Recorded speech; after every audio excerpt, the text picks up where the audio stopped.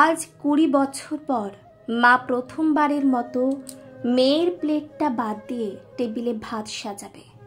ক্লান্ত হয়ে বাবা রাতে বাড়ি ফিরবে, মনের ভুলে ডেকেই বসবে, মাগো মা খেতে আয় রে মা।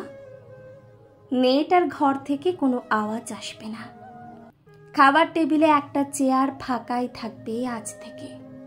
কি বিচ্ছিরি শূন্যতা। মেয়েটা শ্বশুর বাড়ি চলে যাচ্ছে। প্রচণ্ড ভারী ব্যাগটা নিয়ে মেয়েটা সিঁড়ি বেয়ে নিচে নামছে। ব্যাগের চেয়েও ভারী হয়ে আসছে তার বুকের ভেতরটা।